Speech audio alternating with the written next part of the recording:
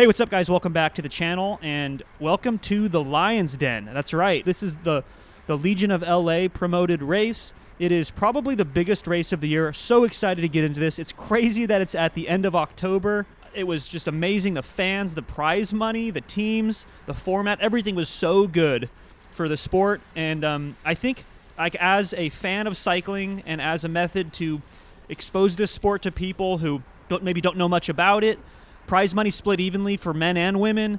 Tons of great exposure for underrepresented groups in the sport. There's just so much they got right about this event, especially as a spectator.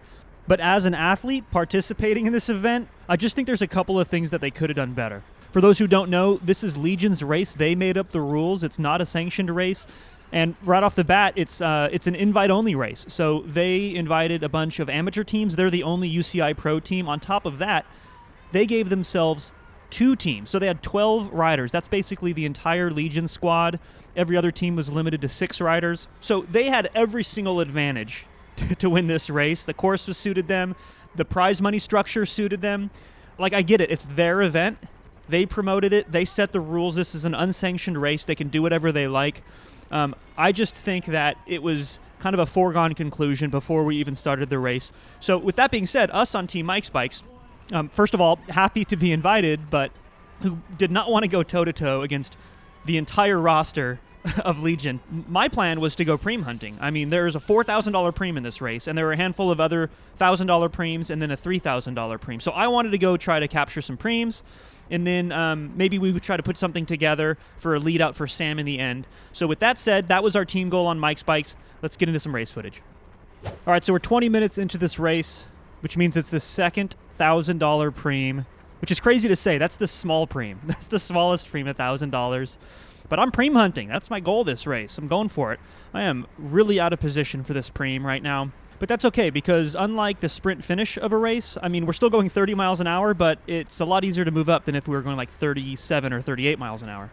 You see it's getting crowded here on the back section of the course. This is to be expected.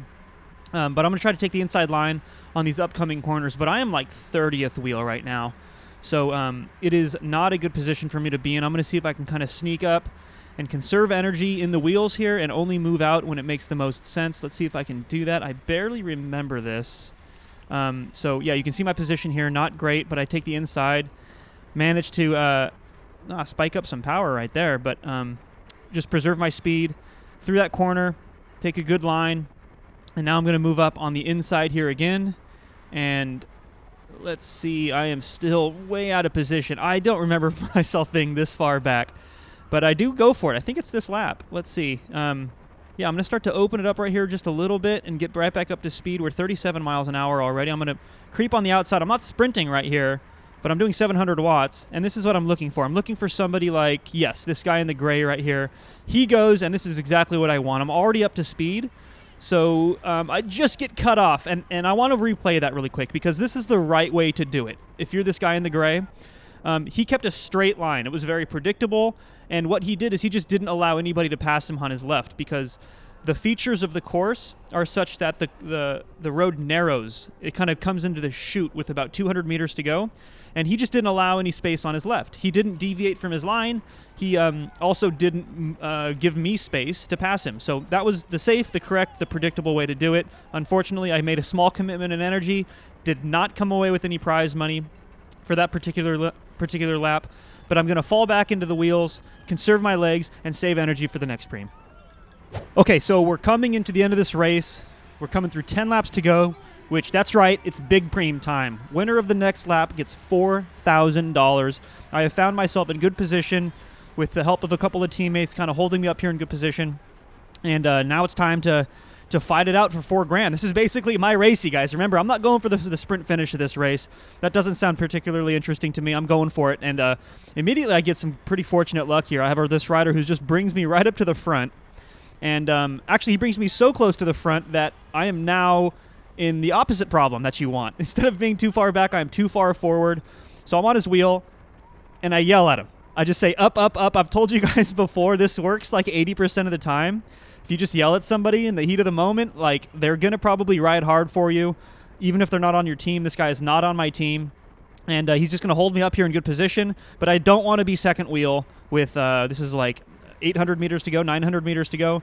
So fortunately for me, over the left-hand side of the road here, I see this formation start to happen, and it's these boys from Miami in these gray jerseys. You see 1, 2, and there's the third one right there. It looks like they're leading things out for the Big Daddy Preem here. So I am more than happy to jump on their wheel. This is looking really good for me in this moment. There's a couple more riders in front, but now we probably have 700 meters to go, and I'm really liking my position here. This looks great. It looks like there's going to be some cohesion. It looks like there's going to be a team effort to keep things fast. And look, we're going 33 miles an hour, 32 miles an hour. I get to even coast here a little bit. I was taking a really fast line through that last corner, another choice line through this corner. So again, this is looking great. And we start to ramp things up. That's the final corner, guys, but there's still like 400, 500 meters to go from here. So you have to be patient, and it's really tempting just to launch it, but this is way too early. So I'm going to take a scary line through here. I'm just going to kind of weave my way through the field here, and look, I just get right back on these riders' wheels from Miami. I'm going to jump on it. Now we're into that chute. We're like 250, 200 meters to go. It's looking really good. Rider looks back. I'm passing him, and he deviates from his line, pushes me into the barrier. Gotta squeeze brakes. And if you heard me scream, I was pissed. I am still mad. So let's rewind a bit, and let's see how that went down. All right, super slow-mo replay. So we're about 300 meters to go here. These two riders are essentially leading me out. My position here is just perfect. We're going 36 miles an hour already. I'm going to start ramping up the power. We're going to go up over 1,300 watts. I'm going to start to make my pass. Now, I can't pass on the right. The front lead-out guy is moving off to the right. There's no space there, and there is a lane on the left. Notice the rider in front of me is following this white line. Now, he looks back. See him look back over his left-hand shoulder? This is where he deviates from his line because he notices he's about to lose. He notices he's getting passed on the left, and now look at where he's at. He's not following that line anymore. He's pushing me into this barrier. Now, 22-year-old me would have just been, Jesus, take the wheel. I am not touching brakes. We're going to crash or I'm going to win. But, yeah, I'm 35 now, guys. And I screamed at him. I squeezed a handful of brakes. And unfortunately, I had to give up the $4,000 Preem because of a very obvious line deviation. Now, the rules say, they're very clear on this. 2.3.036. Yeah, I looked it up. I'm petty, you guys. Riders shall be strictly forbidden to deviate from the lane they selected when launching into the sprint, and in doing so, endangering others. So the problem is, though, that is for a sanctioned race. This is an unsanctioned race, so it's up to the promoter of the race to enact these rules. But it's like the Wild West out here. I mean, there's no rules preventing anybody from doing anything. So it's unfortunate. Because that was my race. But it is what it is. I hope that guy enjoys his $4,000.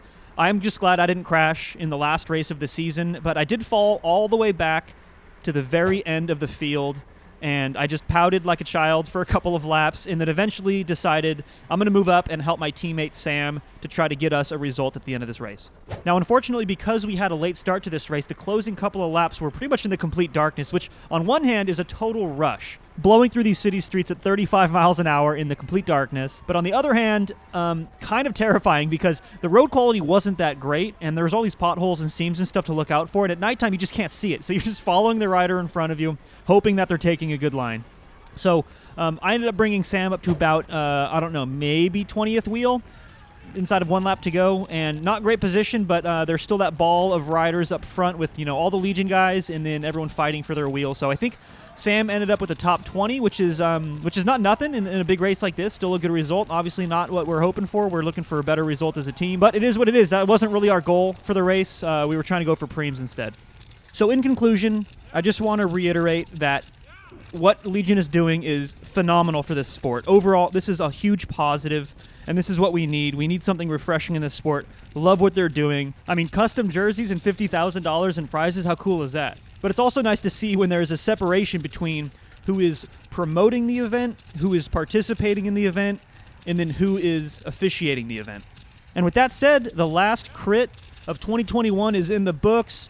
Super excited to get into some pretty exciting off-season content, and the next thing you know, we're going to be in 2022. So hang in there, guys. Click subscribe if you haven't already, and I'll catch you guys in the next one.